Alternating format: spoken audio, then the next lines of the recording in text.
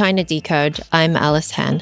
And I'm James King. In today's episode of China Decode, we're discussing the IMF warning China to pivot as the US Supreme Court reshapes the trade war, how China's emerging as a global hub for medical tourism, plus how Seedance 2.0 could be the future of filmmaking and a threat to Hollywood as we know it. All that is coming up, but first, let's take a look at how the Chinese markets are starting the week. The Shanghai Stock Exchange was closed for Lunar New Year. The Hang Seng H-share index surged 2.5% on hopes that the US tariff decision will relieve trade pressure on China, but more on that later. The Hang Seng Tech Index rose 3.3%, one of its best trading days this year. Chinese chipmaker Semiconductor Manufacturing International Corporation, or SMIC, closed the day up 5%, and tech giant Alibaba closed up 3.5%. All right, let's get into it. The International Monetary Fund just released a major report on China with a very, very clear message. The export-driven model has run its course. China grew 5% last year, but the IMF projects growth slowing to 4.5% this year and warns the current strategy for China just isn't sustainable.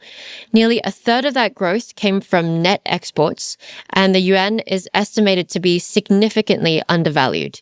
That combination has fueled a record trade surplus and rising tensions with the US and Europe. Now layer in last week's ruling from the US Supreme Court, which says President Trump overstepped his authority in imposing sweeping global tariffs under emergency powers. If parts of that tariff stack come off, especially on China, it could reshape US-China trade flows at the exact moment Beijing is being told it needs to pivot inward and boost domestic consumption. James, the IEEPA tariffs have been struck down. There was a lot of speculation about this in the run-up to the Supreme Court ruling, but 6-3, pretty unanimous in striking down. China is a big beneficiary. I was looking into the data. The effective tariff rate has gone down 7 percentage points. How do you think about this ruling and the way that China perceives it and the way that China may even be changing its strategy in advance of that April meeting between Xi and Trump? Yeah, Alice, as usual, we're reacting to a very fast-moving and unpredictable picture. But I think we need to say, what we think the most important implications are. And to me, there are three big things. You've just mentioned the first one.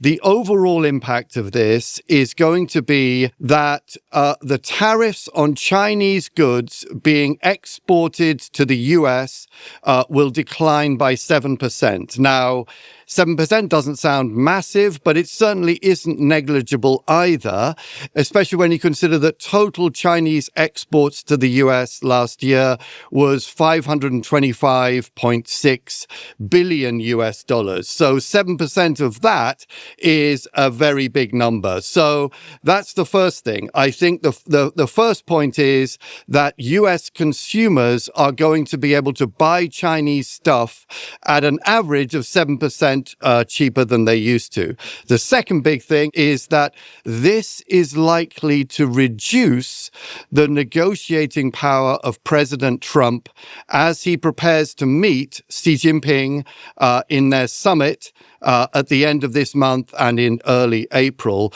This meeting obviously is of vital importance. It's the first visit to China by a US leader since 2017. So we don't know at this stage whether Trump was planning on using the US tariffs on Chinese imports as a bargaining tool. But if he was, then of course this weakens his position before he goes into that meeting. And the third big thing is that it will effectively reduce pressure on China to pivot its economic model. And this is where we get back to the IMF, the International Monetary Fund, because as you said last week, they came out with their annual report. And as they do in almost all annual reports on China, they said that China needs to shift its economic model away from reliance on exports to boost consumer spending. And here again, I think the context is absolutely crucial. You might hear that and think, well, big deal. They're just going to be boosting consumer spending and reducing their reliance on exports. But because China is such a huge economic presence in this world, even small tweaks in China's economic model's orientation can have massive outside impacts on the rest of the world. Just let me give a bit of crucial background here. This year, China is expected to contribute 26.6% of the world's total GDP growth. That will mean that China's contribution to the world's growth will be more than all of the G7 countries put together. G7 countries, of course, are Canada, France, Germany, Italy, Japan, the UK, and the United States.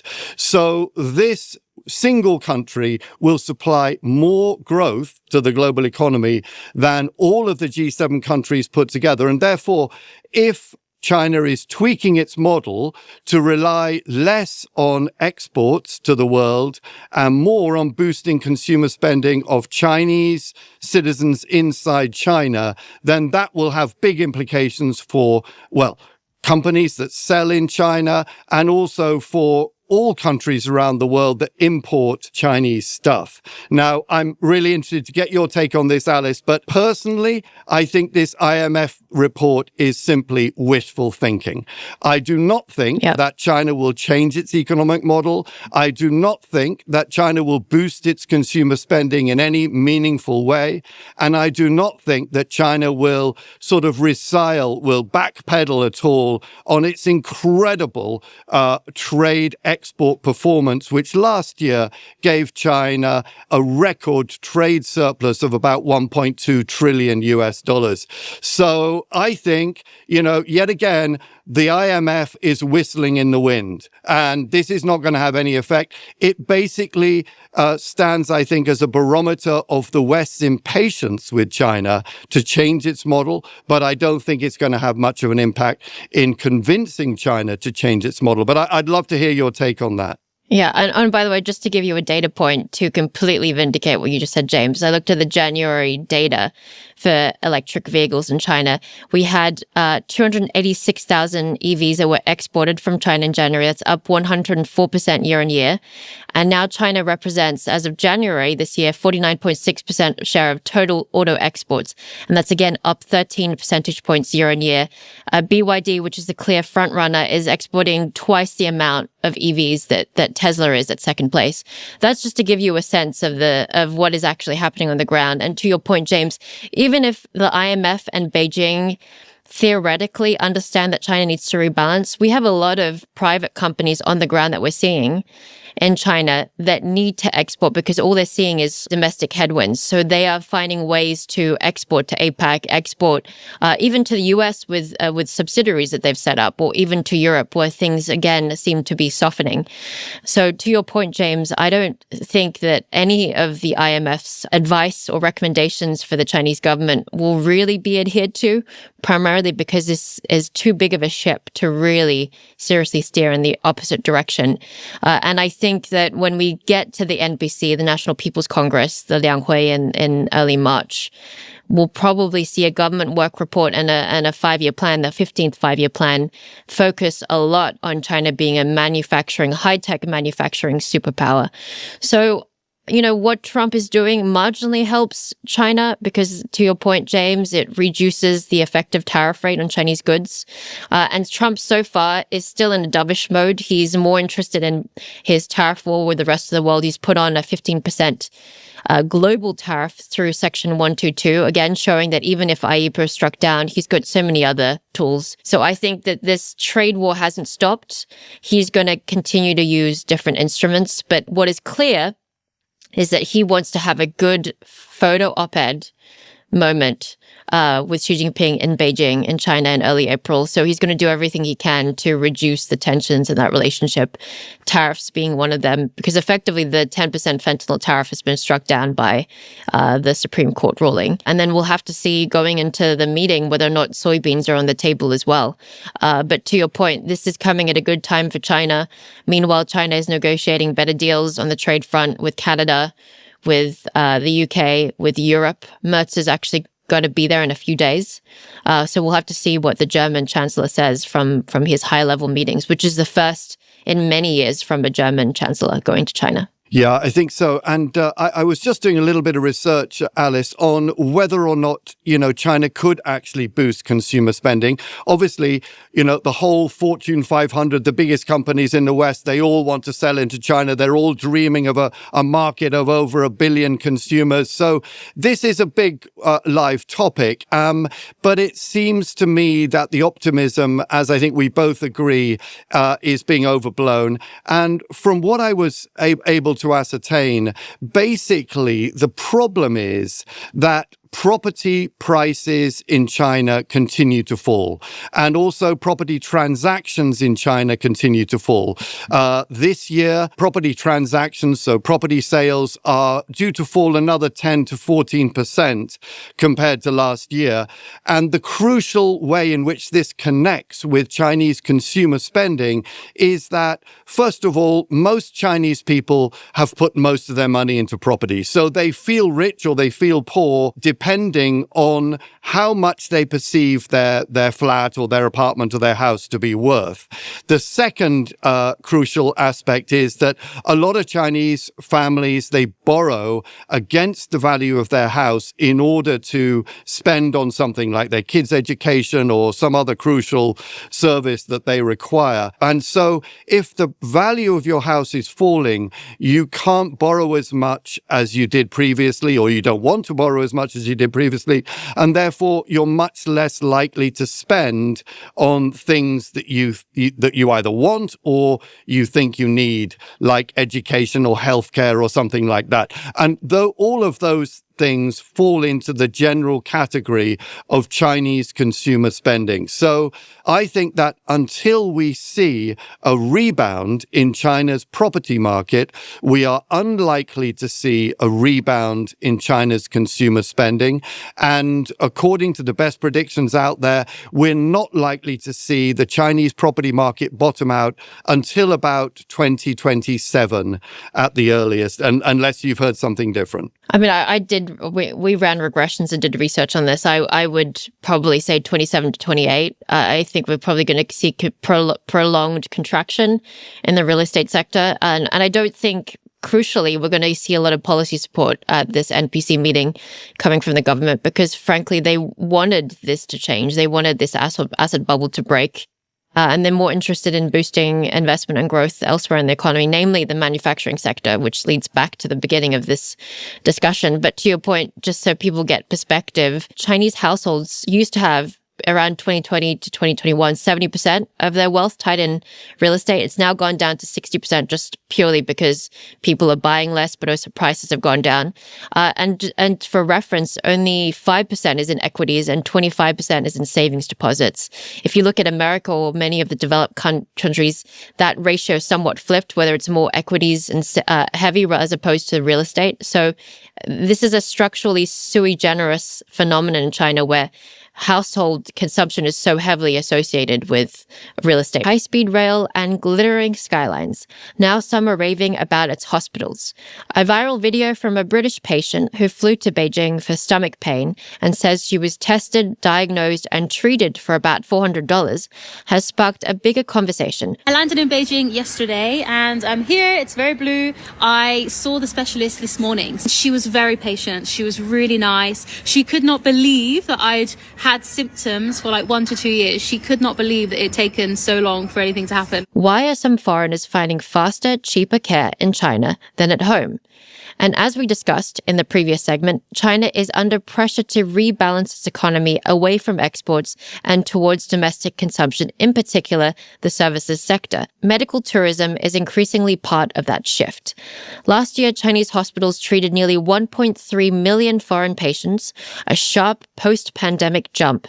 And under the government's Healthy China 2030 initiative, Beijing is actively promoting a mix of modern medicine and traditional Chinese medicine to attract both regional and Western visitors. But there's a tension. Public hospitals are already stretched, and some Chinese citizens worry foreigners are benefiting from taxpayer-funded care. James, you've been following this closely. What do you make of this rise in medical tourism? And is China going to turn into a Korea or a Turkey in the sense that a lot of people around the world are just going to go there for cheap operations in healthcare? The short answer is I think it absolutely will. The UK woman that you mentioned, whose video has been on Facebook and probably on other platforms, really struck a chord with me personally, Alice, because I live in Southeast London. It's not a particularly smart part of the town, but it's a decent place. I haven't been able to get an appointment with our National Health Service. That's the free healthcare in the UK for a couple of years. You've been on the wait list for a couple of years. For a couple of years. Gosh. Just for sort of routine tests. I mean, I hope nothing major. Wow.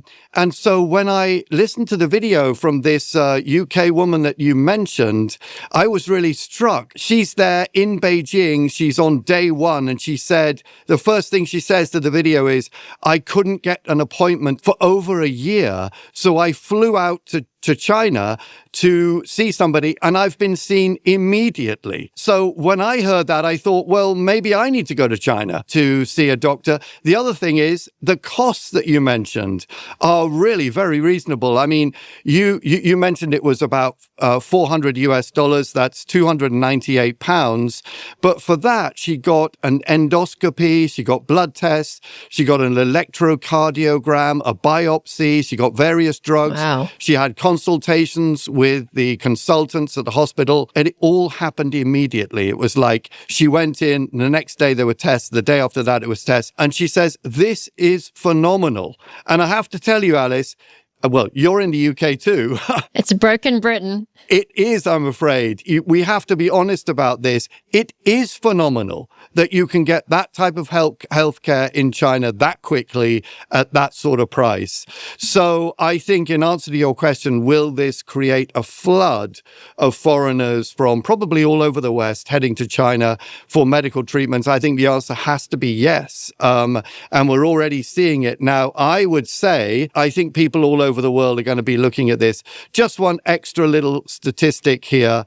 The Chinese Hospital Association has said that according to incomplete statistics, about 850 hospitals and clinics in 57 cities across mainland China are offering international medical services.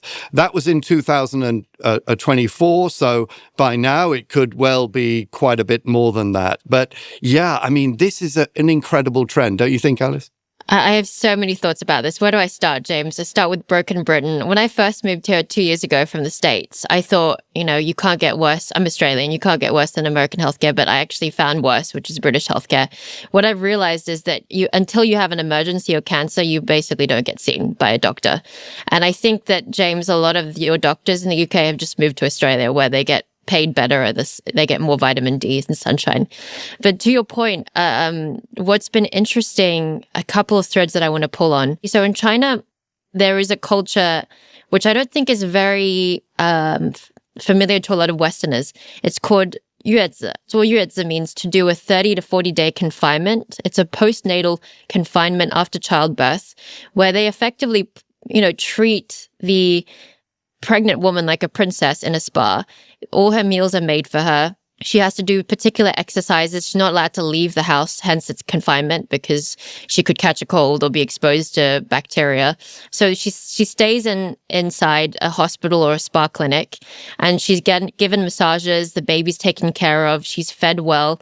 There's a lot of, in Chinese we call it 补养, a lot of nutritious soups and food that are given to her, a set menu. So she effectively gets to check into a clinic. And I've got girlfriends who've been doing this. They pay probably $1,000 to $2,000 USD. There are some offerings of this in the US that I think 10 times that amount. I mean, just factoring in labor costs alone.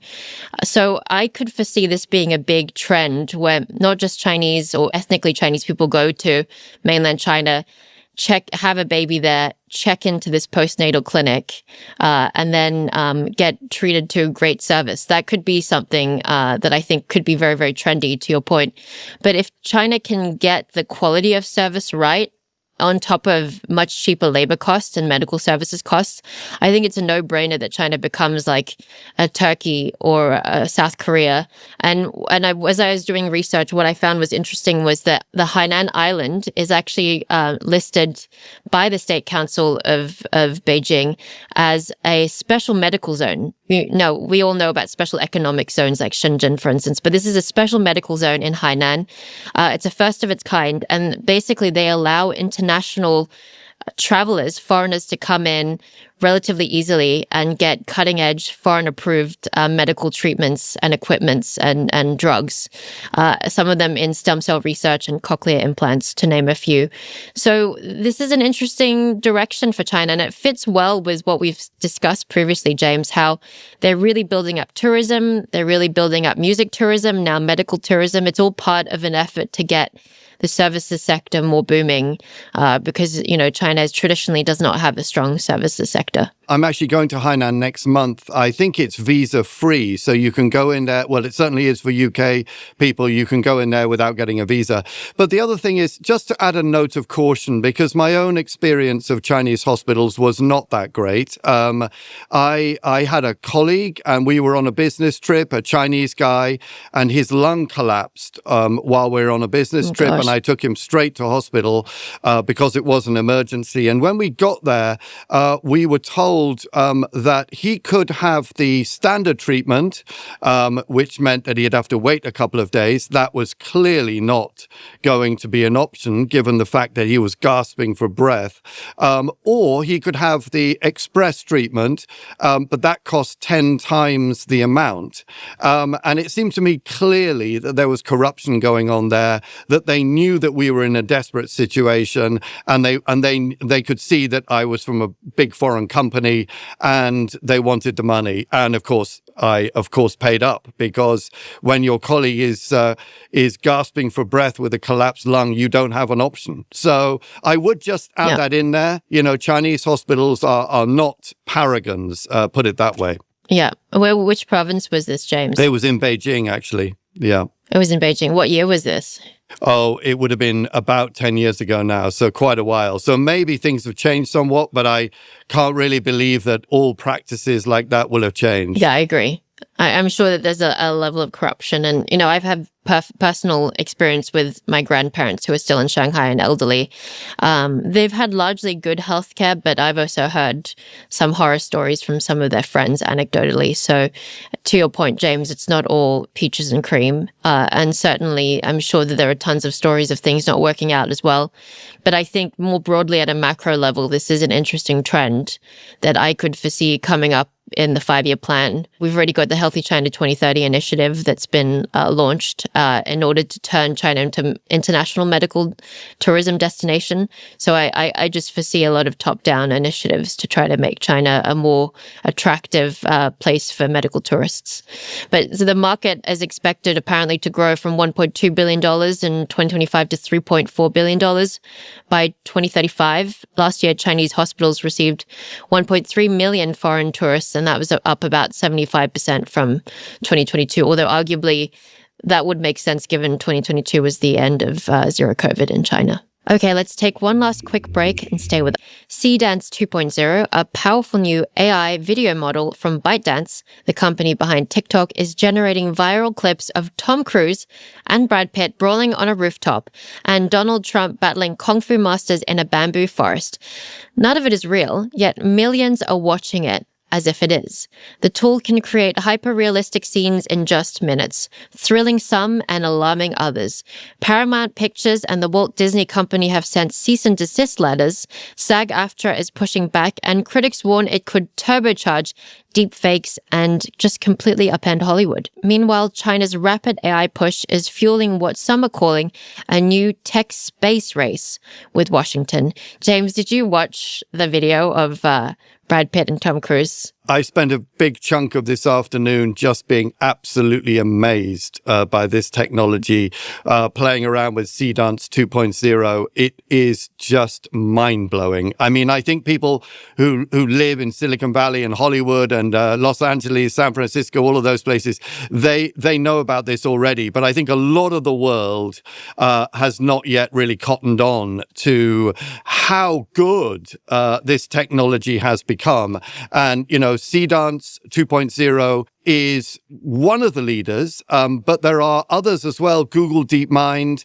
has got an app that's equally impressive, I would say. I was playing around with that too. Basically, Seedance 2.0 can generate cinema quality video, complete with sound effects and dialogue, and it can do so just after you give it a few written prompts. So you would tell it, I want a video of, in the example you gave, Brad Pitt fighting Tom Cruise. I want it to look realistic. I want it to look a little bit like X film or Y film that you remember or hazily remember. And then it does it for you. I was also watching videos of waves crashing onto a little boy on a pier. I can't remember what film that reminds me of, but I'm pretty sure that's another echo from a famous film. And again, it was incredibly lifelike. It seems to me, Alice, we're living in a world now where these binary questions are coming thick and fast. Like you said in your intro, Hollywood is in a panic about this. Could this upend Hollywood? That seems to be an incredible question to be asking, but it has to be a justified question given the speed of the development of Seedance 2.0 and the other American alternatives. Of course, the Chinese AI app costs much less than the US AI app. We're seeing this across the board when we compare Chinese AI with US AI. Just to give you the numbers here, Seedance 2.0 costs roughly 60 US cents for a 10-second generation of your kind of standard video format. And Google VO 3.1 costs roughly $2.5 US dollars for the same 10 seconds. The Chinese app is cheaper, but I don't know whether that's going to be a big differentiator. One of the things that fascinates me is, what about the legal situation here? Is there going to be a big backlash from Hollywood? I can't imagine that this enormous American film industry is just going to roll over and let this happen. What do you think, Alice? 100% agree. I think that it's deeply concerning for these traditional content creators, the cinema studios, the streaming platforms, because their copyright and IP are being violated illegally. Now, whether or not they can crack down is something that I'm not so sure of. That I think that you would really need the pressure of the US government to weigh in on this debate. I don't think that Trump is incentivized anytime soon to do this. He probably hates most of Hollywood. Zooming out a little bit, what I think is interesting is that the Chinese government clearly has an initiative. A couple years ago, they started doing AI regulations really at the forefront and inspired in part by GDPR from Europe to go after deep fake AI technologies. Like, they actually saw that this was coming down the pipeline and that they needed to actually put in these guardrails. So the Cyberspace Administration of China, which is basically the large cybersecurity authority, has penalized more than 13,000 accounts and removed hundreds of thousands of posts that were propagating this kind of AI-generated content illegally and in unlabeled fashion. I don't see America doing this. Maybe the Europeans will pretty soon. Europe seems to be pretty good at regulating, or at least setting up guardrails for technologies. America, I'm less certain of. So my concern is that we are giving China full reign in creating the Wild West of this unregulated AI content outside of China that infringes upon other traditional companies and media platforms' IP. As I look to, I don't know what you watch nowadays, James, but there's so much computer-generated content and AI slop, even in films nowadays, and let alone TV shows. So now I really feel like the difference between a Seedance 2.0 generated video and what I see on the screen is getting far smaller as time goes by. Yeah, I mean, I've just been having a look down a list of some of the actions that some of the big US companies are taking. So Disney, Paramount, Warner Brothers, and Netflix have all sent individual cease and desist letters to ByteDance. That doesn't seem like a legal sanction, but it sort of implies that if they don't cease and desist, then there might be some kind of action that is taken by those big American companies. And in those letters, those big American companies are accusing ByteDance of, quote, systemic infringement and treating their intellectual property as a, quote, free public domain clip art. So, you can see that the big names of Hollywood are really limbering up here. There's been several other actions taken as well, but I think we're at the early stage of this. It seems to me that this is going to be a big bust up in the courts. Yeah, they just don't have any leverage on China, do they, James? I mean, China has, as of really 2016 onwards, really pushed out Hollywood. So most, apart from Zootopia more recently, most of the highest grossing films in China are Chinese. They're not coming out of Hollywood. And more than that, they don't really have legal authority to get ByteDance to step down. The only real pressure that they can do is to pressure some of the shareholders and to lobby Congress and the Senate to pass some kind of a bill. But that would require a more thoughtful debate about deepfake technologies. I'm worried about this Pandora's box that Seedance 2.0 and VO and Sora coming out of OpenAI and Google creating, because I don't think we're far off from a place in which people could be using our content online and creating fake videos. And if we don't do a regulation of this, it's really very much the Wild West. And that keeps me up at night sometimes. I don't know. What do you feel, James? Yeah, I mean, I feel the same. I hadn't actually thought about myself in this regard, but I mean, this basically does the work of all creators everywhere. And, so it is a big concern. And I think what we've got here is a situation in which the technology is advancing quicker than potential legal sanction against it. And when you add into that the complexity of different geographies, such as you've just mentioned, China has different rules from the US. It doesn't necessarily abide by what a court may find in Los Angeles or San Francisco or New York or wherever. And so if you want to use legal sanction against Chinese companies, you're facing a very different process from what you would be used to in the US. Meanwhile, the technology is charging ahead and, all kinds of intellectual property is being used to create these videos. The videos themselves are amazing. They look incredible to the consumer. And do consumers really care about the provenance of the videos that they're watching? And what about all of the global platforms that these videos appear on? Who controls them? What about the jurisdiction for all of those guys? So we're facing an incredibly complex world bolted to a technology developing at warp speed. Yeah, I don't know if you've seen this, James. I highly recommend it. One in particular that strikes me as very Chinese that has been somewhat viral. There's a video of Kanye West in imperial Chinese attire doing a very traditional Chinese music video. For people who watch a lot of imperial Chinese dramas, they'll appreciate this, the tropes in it. And his wives, including Kim Kardashian, are in it. It's crazy the amount of content that I'm seeing on Chinese social media, Xiaohongshu and Douyin, which is China's TikTok, and Instagram, of stuff that is coming out of Seedance 2.0 or just, AI generated content. It's really, really, dazzling to see, but also deeply worrying. And I hope at least that there will be more pressure put on governments around the world to get their act together, because the technology is already here. The barbarians at the gates. Very much agree. James, here is our favorite part of every episode, prediction time. What is your prediction for the coming weeks? Well, given that we don't script these conversations that we have, Alice, I think we kind of touched a little bit on my prediction earlier. I think 2026 will be the year of litigation by Hollywood towards Chinese AI video apps. And I think these actions will fall behind the technological advance of the Chinese AI video apps.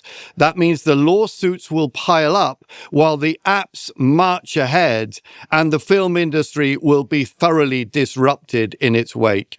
It kind of reminds me of, remember back in the day, you had those Chinese piracy DVDs? I remember as a kid in the 2000s, every time I went to China, I would just pick up, probably shouldn't admit this, but they were just selling this on the street for one CNY, 1 yuan. These pirated DVDs of people that had literally just gone into the cinema and just videoed it. And so, and really Hollywood couldn't do much about it until really China cleaned up its act.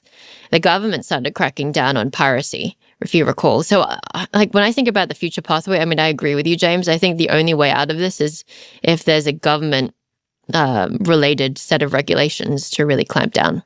I agree. Maybe Trump and Xi Jinping will talk about this, or maybe their officials will talk about this when they meet at the end of this month and in April. It really is a big topic. I mean, we're talking about the future of Hollywood. I mean, there is no more iconic word probably in the world than Hollywood. Now we're talking about its potential extinction. I mean, it's just extraordinary. I could foresee some kind of statement about AI cooperation, even though nothing comes out of it substantively between Trump and Xi and China in April. So my prediction is more markets related. By the time we air this, the mainland stock exchanges will have opened. I think we're probably going to see pretty good performance in Chinese mainland stocks in advance of the NPC meeting on March 4. And that's primarily because historically in the lead up to the NPC meetings, we've seen stock markets actually rise. And so I think that we'll see a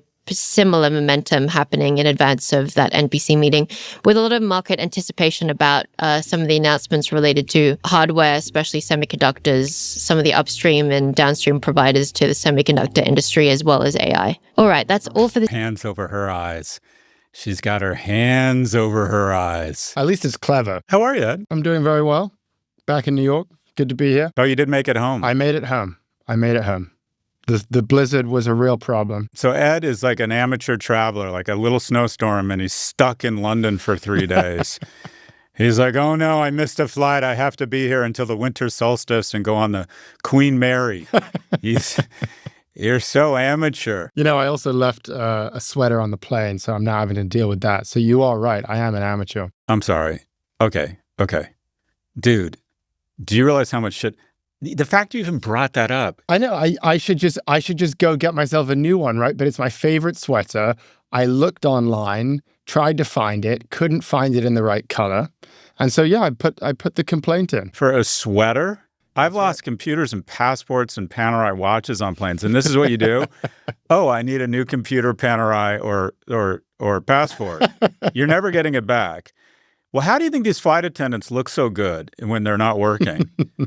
You think they've ever returned anything? I will check back with you. I'm going to get that sweater back. You get your sweater back? Yeah. How are you? I'm doing really well. I've done a bunch of podcasts. I'm trying to figure out what to do with Resist and Unsubscribe going into March. Do I do Meta March? I'm doing this event next Sunday in Minneapolis. My youngest got a shadow day at a high school we were applying to, so I'm taking him to the U.S., and then I might go to the Zero Bond opening party in Vegas. So a little bit of chocolate and peanut butter there. Do you have to go to the Zero Bond opening party in Vegas? No, the correct question is, do I have to go to the fucking shadow day for my kid's high school? Daddy needs to head to Vegas. Love that. Vegas, baby. You want to come with me? Yeah, no, I'm taking Claire. I think Claire's dirtier than you. I don't think she minds me getting fucked up. I think Claire wants to go. I think you should take Claire. You'll judge me. You You seem surprisingly uncomfortable. Were my jokes that bad today? I do. You seem very uneasy. Is it because you don't have your favorite sweater? Do we need, Claire, do we need to get Ed a plushie? Yeah, he needs a stuffed Do we animal. need to get Ed a plushie? That's what you decide to talk about on the podcast, that you left a sweater on a flight. I live a boring life. These things are important. You live a very exciting life. I'm not going to the Zero Bond opening party in Vegas. Yeah, but the problem is you're going to get more action in South by Southwest. Everyone's going to be like, can you introduce me to Ed? Well, speaking of South by Southwest, quick shout out. We are returning to the Vox Media podcast stage at South by Southwest on Saturday, March 14th. I'm very excited about it. Scott, I think, is very excited about it. So join me and Scott at 10 a.m. for a live taping of Prof G Markets. Last year was honestly pretty epic. We filled out that auditorium and we had a great time. The year before that was our very first time doing a live show. Less epic, but still pretty fun. But I think this year is going to be the greatest ever. Is it another thing? Do we have a sponsor? Are we doing it at some corporate headquarters? Or are we doing it actually at South by Southwest? We're doing it at South by Southwest on the Vox Media podcast stage, on the main stage. We're taking, I think 16 of us are going, aren't we? It's like a bunch of us. You guys stay at a shitty hotel and Daddy stays at the Austin proper because Daddy's Daddy. But I love it there. I think it's so much fun. And please, trying to be sincere, which isn't easy for me, but please come up and say hi, especially Ed's a little like pretentious and a little arrogant, thinks he's better than everyone else. I am Claire and I are down with the digerati at South by. All right, well, before we move on here, I'd love for you to really genuinely and passionately read the info about our special discount on the voxmedia.com website. Could you? Great that they're discounting us already. Yes. That's a good sign. For more info and a special discount, visit voxmedia.com/SXSW. That's voxmedia.com/SXSW. We'll see you there. Oh, that's compelling copy. That's compelling copy. You can feel the excitement. It's palpable. Okay, let's move on. A blog post about AI from Citrini Research stirred up some market chaos last week after it dropped. The Dow fell as much as 2% and software stocks fell 5%.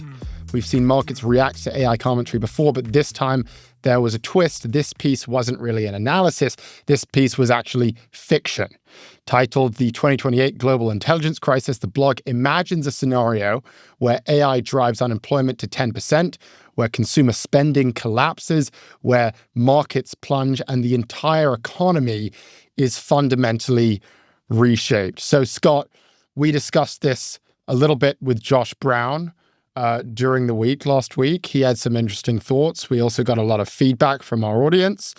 A lot of people are very shaken by this article. Again, it doesn't really tell us anything we didn't already know, but it does imagine a potential scenario where AI is so powerful, it's so productive, that actually it just completely rewrites the script of our economy and actually puts the S&P, puts all markets into the red, and takes the consumer economy down with it. So let's just start with your initial reactions to the Citrini Research article, the blog post, and also how the markets reacted. I think the best thing about that paper inspired an enormous drawdown in the market, and it's inspired me to start buying stocks in Apollo, TPG, and Blue Owl.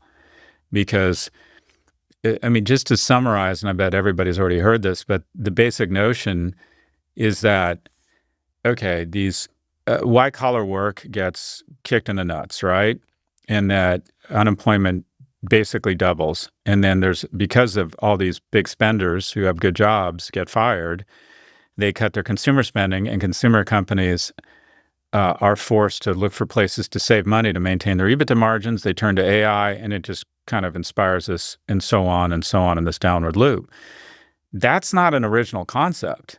I mean, the idea that we've gone from 90% of us in agriculture to 2%, you would have thought that people being laid off spend less money on food.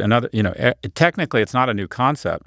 What's different here is the speed, and they think the severity. Where I head with this is that effectively what you have, now the companies I'm looking at, I've been doing a lot of selling and buying. I've been selling down Apple and Amazon for kind of resist and unsubscribe, and I'm reallocating it into SaaS companies. And also, I think the new opportunity is in these PE, private credit, or what they call business development firms. So just to look at them, Apollo is trading at 14 times earnings while maintaining double-digit earnings and AUM growth.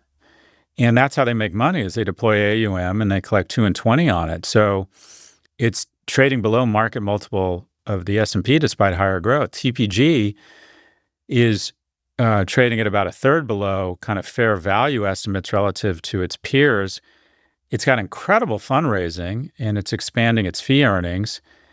And essentially these prices reflect pessimism more than growth trajectory. And then Blue Owl, which was kind of the ground zero for this, has a 7-8% dividend yield. And, the market appears to be, in my opinion, overinflating the fears around private credit. Or put another way, I think the opportunity here, and I want to get your thoughts, is that there's a growth versus valuation mismatch. And that is all three of those companies are growing AUM and recurring fee revenue.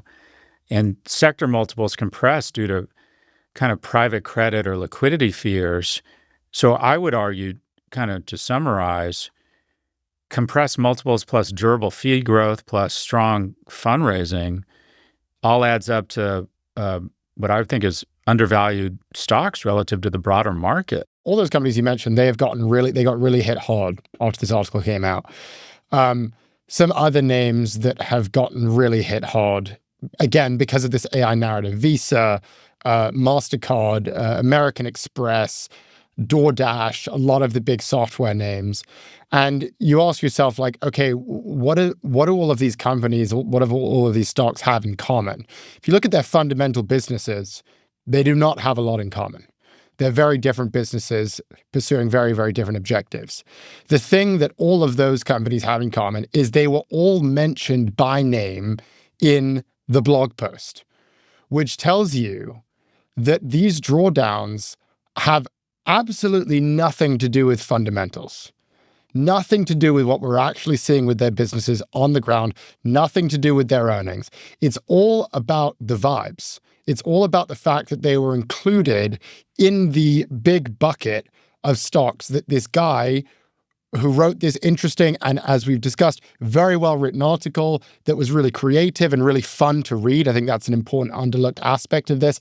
And they were all mentioned by name. And because of that, you saw this gigantic drawdown literally in a single day on all of these stocks because they were included in that article.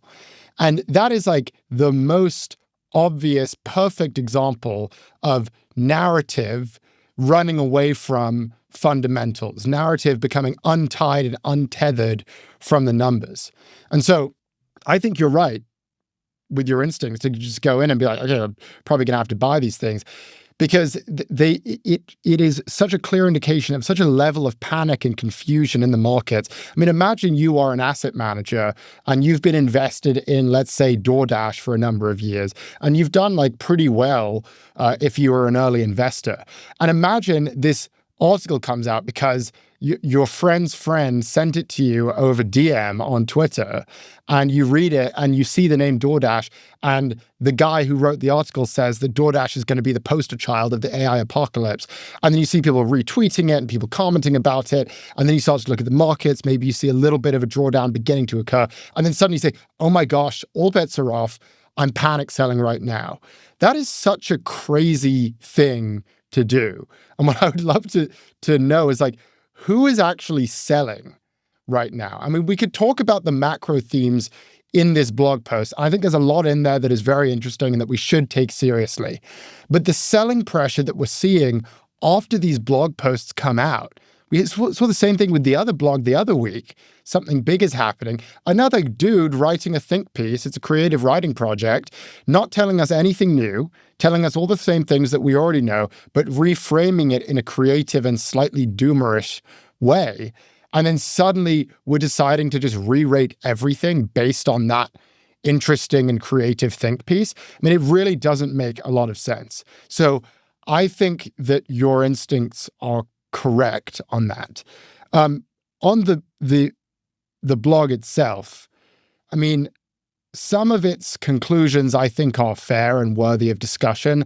I think that there is a real unemployment risk here with AI that is worth talking about. I think that the way that the article kind of ties in all of the different elements and pieces in the ecosystem and how there could be a chain reaction that is triggered by AI. I don't agree with the idea that it's going to bring down the markets by 40%. I think that's way over the top. But the fact that all of these things are interconnected, I think that is a worthwhile statement. But it's the conclusions that are being drawn and the actions that are being taken after these things come out, which just makes me think, like, where is your conviction? I mean, if you were invested in these companies for the past 10, 15 years, and then suddenly some guy writes something and you decide, this is it, now I'm going to sell. It's like, well, then I don't really agree with your priors in the first place if this is what it took. Some article that some guy wrote online that was kind of interesting and spurred some imaginative thoughts. So we should turn, I guess, to some of his economic predictions. What were the biggest assumptions around some of the macro factors he's assuming here? The central stat is, again, that he's writing this as if it's 2028, and we're looking at what's happening in the headlines. Quote, the unemployment rate printed 10.2%, and the cumulative drawdown in the S&P was down to 38% from October 2026 highs. And the central thesis is that AI adoption is going to cause this mass unemployment, which is going to reduce wages and reduce earnings across the board, and it's going to put the economy into this downward spiral. And there's this idea that he brings up which he calls ghost GDP. And I'll just read you the quote. It says, when cracks began appearing in the consumer economy, economic pundits popularized the phrase ghost GDP, output that shows up in the national accounts but never circulates through the real economy. And this is really the central idea of this AI thesis, that there's going to be a lot of value that is created, but none of us are really ever going to see it. And I think that that is arguably fair only up to a point. And the trouble is, it gets into this level of doomerism that just is really unrealistic, where there's this idea that actually we're not going to be able to get paid anything because AI is going to completely replace us, which is going to completely eviscerate incomes, completely eviscerate wages. And meanwhile, as that is happening, consumption of the AI products is going to keep growing and growing and growing. And this is the part that doesn't really make sense, because how is it that you're going to have people who don't have enough money to pay for anything or to consume anything, and yet consumption continues to go up? And this is the part where he's very descriptive on the value destruction that we might see, but then completely ignores the value creation and what we might do with all of that productivity. And I think this is the thing that a lot of people are taking issue with. It's something that I take issue with as well. I think that there's not enough analysis of what's going to happen on the other side of those accounts. I mean, if you've got consumption going up, then that necessarily assumes that people have money to pay for things. But he doesn't really acknowledge that side of the equation. He only focuses on the downside, which when you read it is kind of interesting.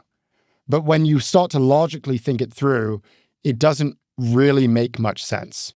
What you've done, and I want to use it as a jumping off point, you've been talking a lot about what does AI mean for your career? And I've been thinking a lot about, okay, on a meta level, how should you be thinking about not only how you allocate your financial capital, and we talk a lot about where we think things are oversold and there's opportunity, as we do in the SaaS space and now the private credit space or the business development space. In terms of your own human capital, the way I would try and frame it is the following. My mom was a secretary, and she oversaw the secretarial pool at the Southwestern University School of Law in downtown LA, where, by the way, I worked in the mailroom. And that's gone away. Word processing, there's no more secretaries. They're gone. But my mom had good EQ and went upstream and became an executive assistant. Another example, we have every contract I had with an advertiser, with an employee, I used to, if I got an investment document, if I'm negotiating an agreement with Vox, I'd send to our lawyers. And some mid-level, not even a partner attorney, would review it, come back with some thoughts. I'd jump on the call, cost me $1,000, $3,000, $5,000. Every agreement, send it to a lawyer. Now, I say to Claude, who's working with us, no, you're smart. Have AI look at it, give the prompt on what you're worried about it, get a feedback, and you're now the in-house counsel. At the same time, so being a quote unquote fairly mid-level attorney, that's not a good place to be. At the same time, I'm spending more money than ever on a woman named Lucy Lee, who's this partner at a firm called Citron, around things like corporate structure, ensuring that the types of compensation strategies for you guys that give you the opportunity to sell shares at some point, long-term capital gain, structuring the company such that any capital I put in, if we hold on to it for 5 years, might qualify for 1202.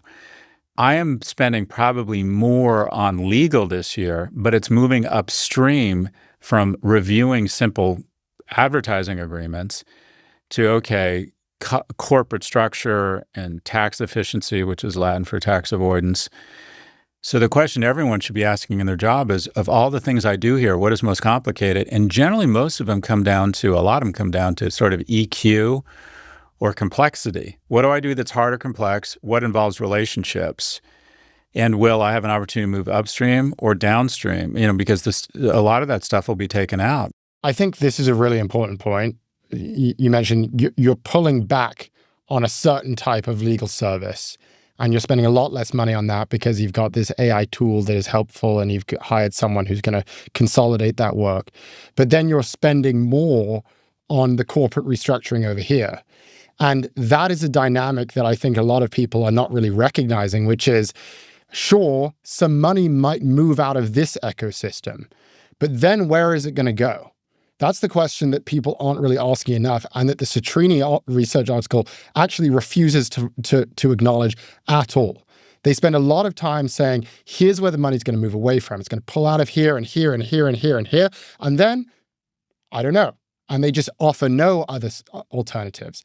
And I think one of the in my view, one of the silliest predictions is the idea that friction goes to zero. This is a big thesis that we see in the article. The idea that all forms of friction in business and in daily life, when you're trying to book something and it takes time and it's annoying, all of these things that often involve some level of middle management or human relationships, all of that is going to go to zero because AI agents can do them for us. Therefore, friction on which a lot of the economy is built is going to be entirely eliminated. That's the way they describe it. It's just gone now.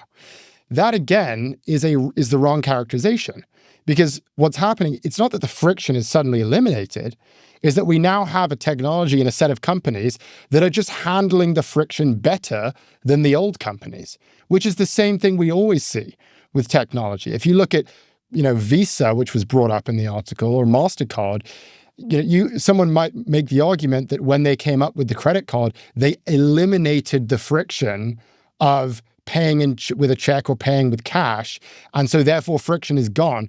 No, the friction has just been handled by someone else, and now the value and the money is accruing to a different player. The same thing is going to happen with these AI agents, and the same thing is going to happen for, as you say, you're taking the money away from here, and now I'm going to spend it on something that is also worth my time. And so the money's going to go to someone. The only real concern, if the doomsday scenario actually plays out, would be that all of the value is sucked up and literally hoarded with no redistribution mechanism whatsoever into the hands of literally just like the few people that own the AI companies. Now, that's not a totally ridiculous statement, because we're already seeing how that's kind of playing out in our current economy. But it's not going to go to the extent that I think that this article assumes. You're going to need some level of consumption in the regular economy for the value to go up and for the value to accrue somewhere. And that's the part that the article doesn't really acknowledge enough. I do want to say one more point. This was a YouTube comment that I read this morning that was responding to Josh's view that I think is kind of similar to us, that this article is a little bit out there and it's fiction. It's not going to happen. So I just want to get your reactions to this YouTube comment. This guy says, "Okay, Josh, But what happens when AI renders my kid's $250,000 finance undergraduate degree useless because he can't get an entry-level analyst job because the jobs have all been assimilated under some AI chatbot? Or if their law degree is useless because they can't get an associate job because the partners have discovered AI can get rid of 80% of their associates and paralegals. When this hits white-collar the way automation has hit blue-collar jobs, then what? Are we all communists for advocating for UBI? Or do they all pivot to just deliver for Uber Eats? Oh wait, they can't. All the cars are autonomous because of a robotic delivery driver. This was a popular comment on the YouTube. I just want to see if you have any thoughts or responses to that. I think that comment is a function of dissatisfaction with our economy where too few people are enjoying the spoils. And I don't even think some of that is a function of technology, but what we hate to admit is we keep voting in people. You know, Bernie and Senator Sanders and Senator Warren have been bitching and moaning about inequality for 30 years while they've been in the Senate, including when they controlled all three houses. We have purposely chosen, Democrats and Republicans, income inequality. So yeah, technology has played a part in it. But be clear, we have decided we want income inequality in the U.S. because we all believe at some point that we'll be a millionaire, and just wait to see how we treat the bottom 99% when we're in the top 1%. Now, is that a breaking point where it's at the Gini coefficient is at the same levels of France during the French Revolution? Absolutely. But what Josh has said that really struck me, you need to ask yourself what could go right.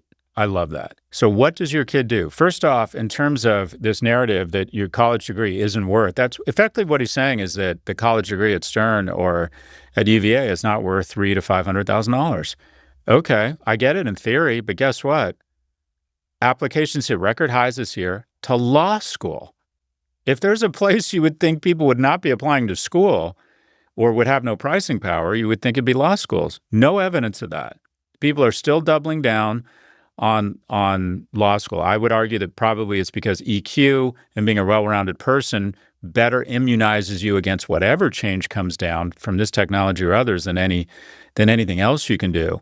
In addition, when people ask me what's the difference when I speak here in the UK, what's the difference between the UK and the US? I say the same thing. You're the ones that stayed. The word risk defines our success. We're more willing to take risks on capital. We're more willing to start crazy, stupid businesses. People are much more promiscuous with their own capital, thinking maybe someday I'm investing in the right Google. People are much more risk aggressive, giving up a good job and moving to San Francisco and taking a lower salary and more equity in a startup. And just along the lines of risk, the number of new business permits or new business applications in 2004, not that long ago, was 150,000 new business applications. This year or last year, it was 500,000. Triple the number of people have decided to try and start their businesses. Some of that might be because they're fed up in the corporate world or they don't have any choice, but whatever it is, it's just striking how many people are starting businesses. When I graduated from business school in 2002, 92, there were only 2 entrepreneurs in my entire class, and my co-founder was the second. No one was starting businesses. Just to be the optimist here, there is a really solid case here around what could go right. The American ethos of risk-taking and understanding of technology, every innovation in technology has, over the medium and the long term, created more jobs. The market responds with good government policy. It tries to fill in the gaps. Unfortunately, the V might be more severe here. In America, we are not good at taking care of the people or retraining them who are on the wrong side of this trade.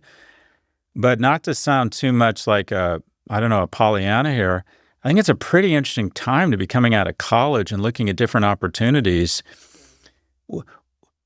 If Ed Elson was coming out of Princeton and you had 2 co-founders, now granted you're white and privileged and a little bit snooty, but okay, you come out of Ohio State or you come out of Michigan State, which are both really good schools, and you are outstanding at leveraging AI, and you're going to start a seniors, you're going to help people find the right seniors facility for pop-up or Nana, and you're going to charge them $200 instead of the consultants charge $5,000, and then you're going to negotiate using AI agents the best deal possible.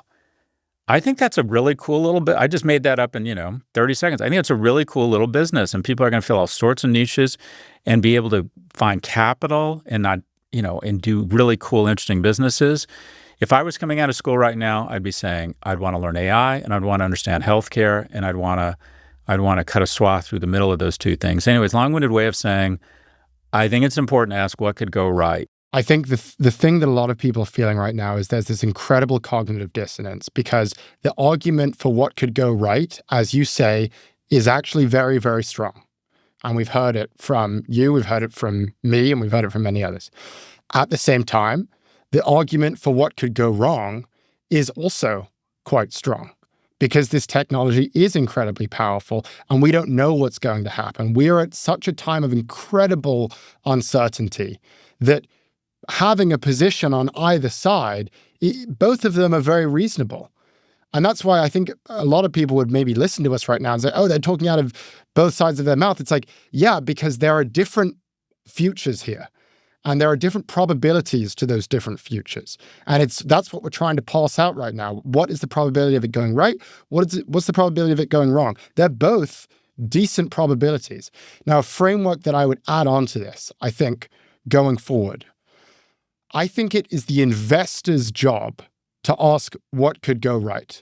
Because as you say, if you are an investor and you spend all your time thinking what could go wrong, you are going to get absolutely destroyed. If you never put your capital to work, if you never take risks, if you always think that tomorrow is going to be doomsday, you're just never going to get rich. That's just the reality.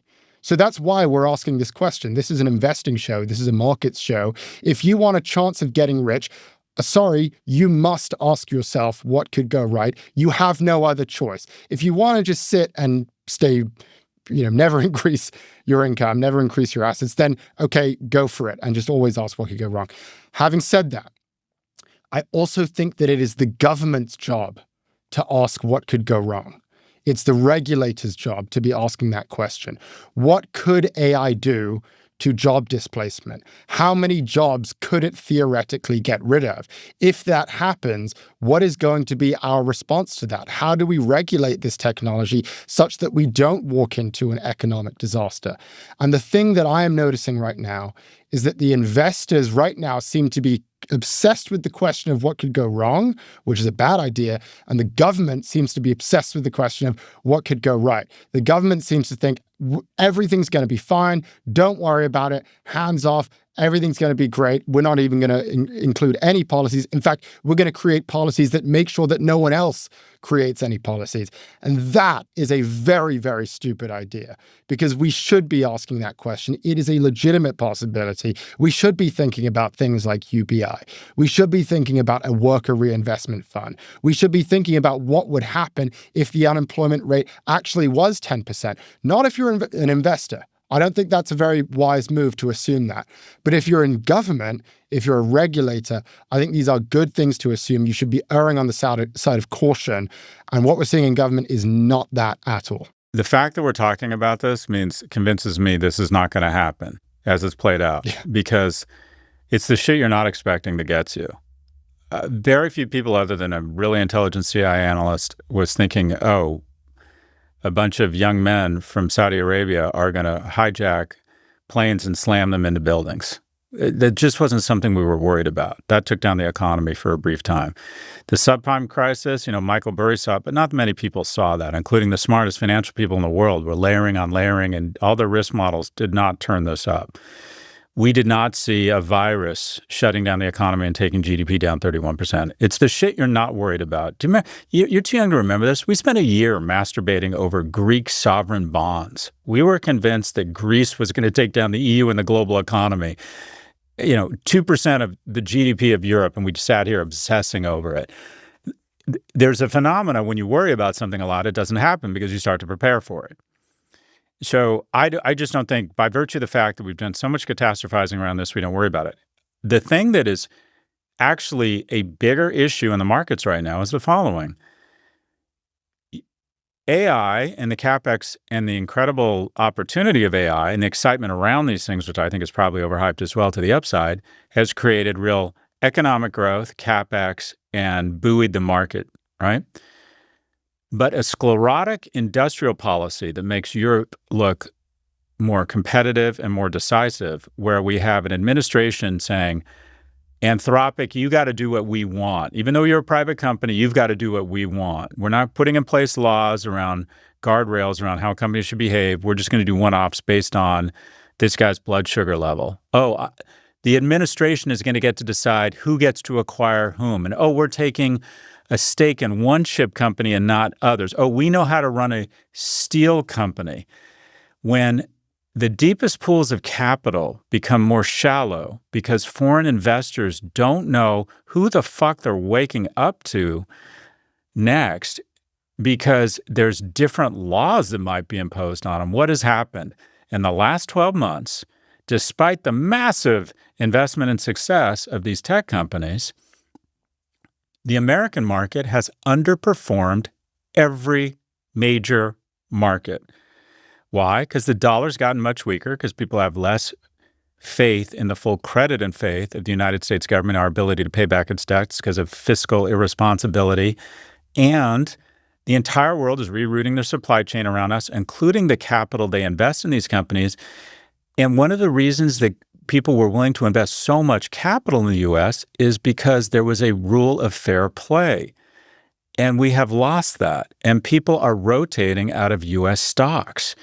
That is, in my opinion, a much bigger threat to our economy when we have decided that with a third of the world's GDP, we can control it, whereas we used to be the operating system through cooperation, rule of law, and standards and consistency, where we were the operating system for 2/3 of the world's economy, and everybody wanted to invest in the U.S.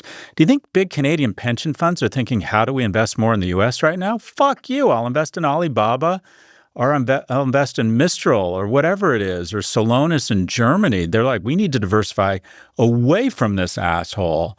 And you're seeing that show up in our valuations in our market. That is, in my view, that is the existential threat here to a decline in our prosperity, is the price of products go up when people either ban our products or stop buying our products, shrinking our markets for exports.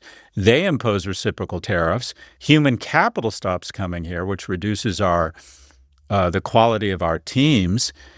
And institutions don't want to invest in everything we do here, taking the PE down of everything, reducing or increasing our cost of capital, making us less competitive because of absolutely head up your ass, sclerotic, lurching, irrational industrial policy from our government.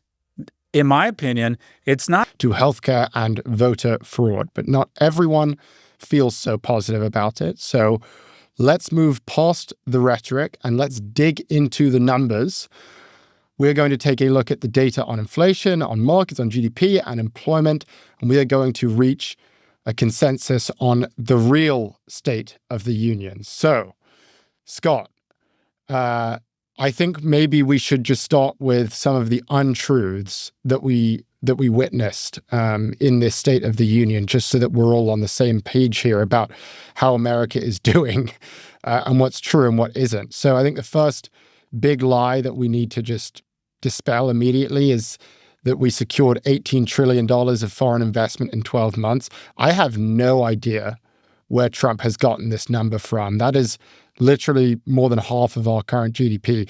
His own website says that the number is 9.7 trillion, which is also a made-up number. This is like based on nothing. As we've said, none of these are actual deals. They're just verbal commitments, and then they explode the numbers by 100% to the upside and the downside, depending on the day.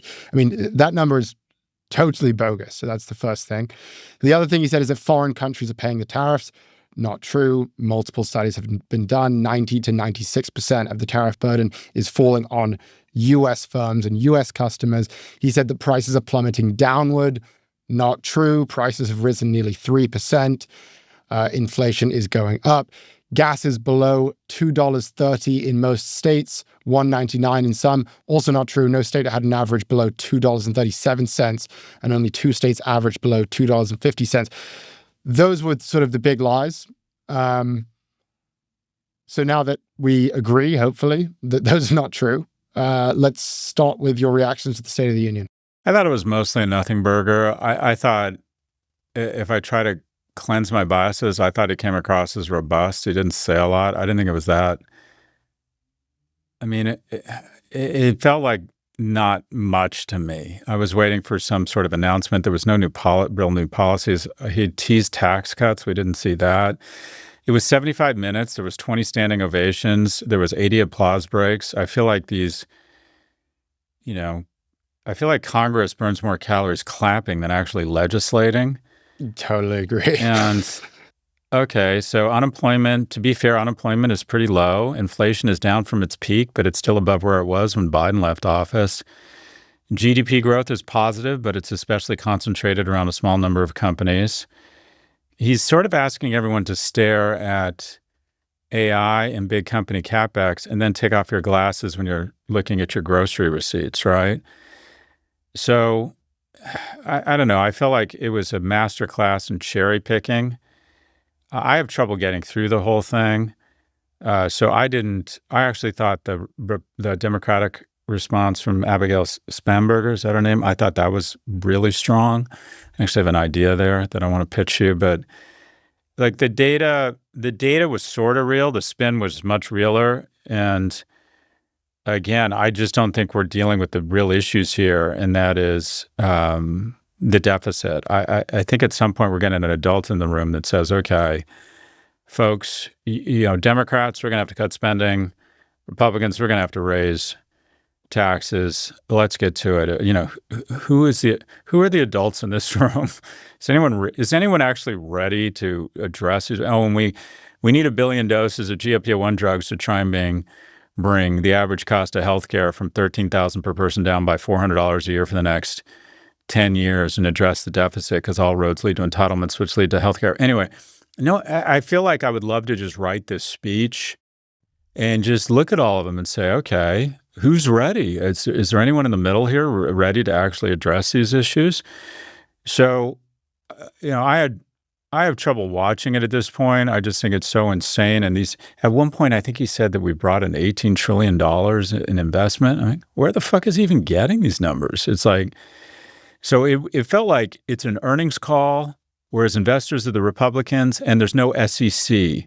You can't get in trouble. You can just throw out numbers. It's a great analogy. It'd be like if Jensen Huang said, our earnings were up 11 million %. There's the greatest earnings quarter in history, and our backlog, we're going to grow this. We grew our revenues 440-fold. It's honestly a great point. There should be legal implications for lying about the numbers of the economy during the State of the Union address. If we have legal implications for Jensen Huang saying the wrong thing, shouldn't that exist for the president? It's a really good point. That's an interesting statement on America, and that is we're much more protective and value investors more than we do citizenry. Right. So, oh my God, that was the most insightful thing we've ever said, Ed. Come see us at South by Southwest. It's a really good point. I hadn't thought of that. Let me just bring it down a bit. Quarter pounder. Anyway, sorry about that, Ed. Just to run with this analogy between the State of the Union address and an earnings report, I think that's exactly right. There's a level of spin here and cherry picking, which was actually quite deft. And I think you actually have to give credit to whoever wrote that speech for navigating all of these issues pretty well. But to your point, he's asking America to believe that everything is going really great for Americans and that gas prices are coming down and that food prices and grocery bills are coming down. He's asking everyone to believe that when that is simply not true. And consumer sentiment among Americans right now is absolutely tanking. Most Americans, 2/3 of Americans, agree that he has completely bungled these tariffs. I think most Americans are realizing what tariffs are doing to consumer prices, what they are doing to their grocery bills. That is, they're making their grocery bills go up because, as we've discussed, the tariffs are being passed through onto the consumer. And so it's consumers that are paying the cost of the tariffs. We're also seeing that a lot of Americans are saying, we just don't agree with and we don't approve of how he is handling the economy. And yet he's asking in the State of the Union for us to just say, things are going well. Look at this number over here. Look at this number over here. Look at the fact that our GDP has grown. Look at the fact that our, quote, economy is roaring like never before. And then, as you kind of point out, not acknowledging that the reason that is happening is because AI is adding a full half percentage point to GDP growth right now, because America is essentially becoming a giant bet on AI. The reason that we're probably going to see some more growth in the next year is, as you say, because of this unbelievable deficit spending, which is going to reach $2 trillion next year. That's a level that we've only reached during recessions and during pandemics. So the underlying situation and picture isn't great. And he's asking us to believe it is great. But the most important point is the one you brought up in the previous section, which is that you look at the stock price. We are underperforming every major index, every major international market right now by a pretty significant margin. When you look at last year, where yes, the S&P rose 16%, which was good, but you look at the all-country world index minus the US, which rose 29%, which is almost double the return of the US. Not even dollar adjusted. What was our big prediction at the end of 24? Rotation out of US stocks into... Rotation out of US. And then the big question was, is this going to continue in 2026, or was all of the juice squeezed out of that trade in 2025? It is continuing. Year to date, S&P is flat. Year to date, MSCI World minus USA index is up 10%. So all of these other stock markets, I mean, they are outperforming. And you can get up there on the stage and you can say, look at the stock market, we're doing well. But as we all know, all of this stuff is relative.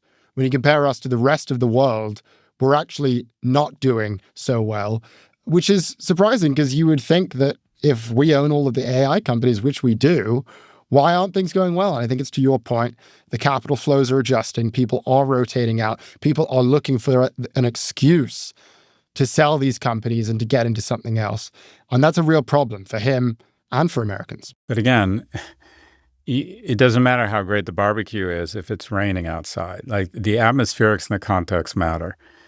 And you can't, there's some amazing companies in Latin America that have grown their revenues and profits every year for the last 10, 20 years, and all of them are flat or down because you can't outrun flows. And the flows out of Latin America have been one way to other markets until last year. So great companies, maybe with the exception of Mercado Libre, just went down. You can't, market dynamics trump individual performance.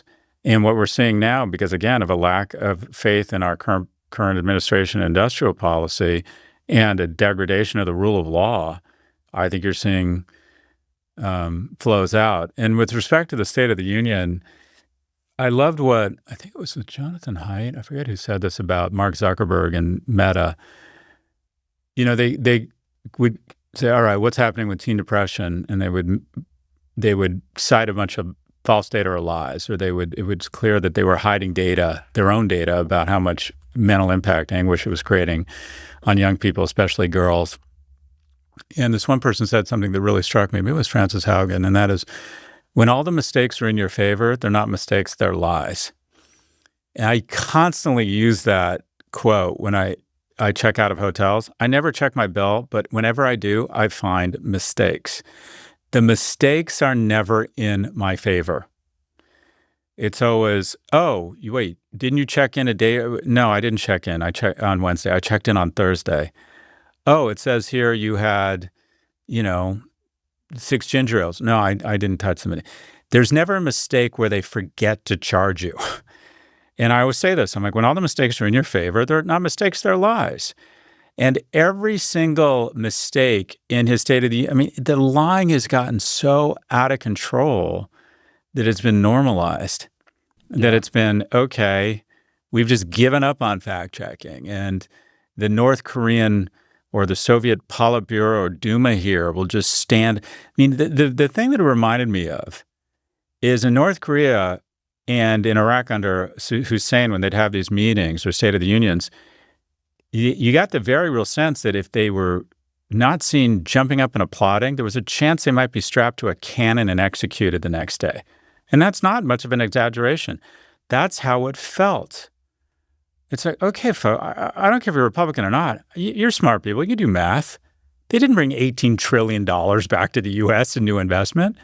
These tariffs are making America. I mean, these guys know this is fucking bullshit, but they're all so scared.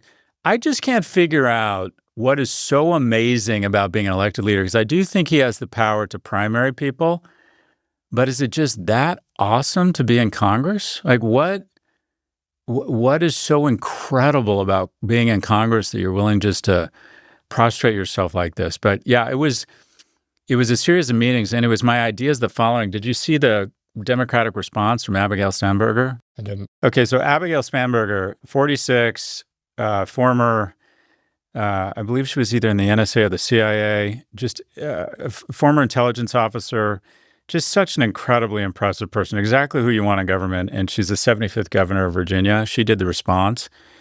This is my idea.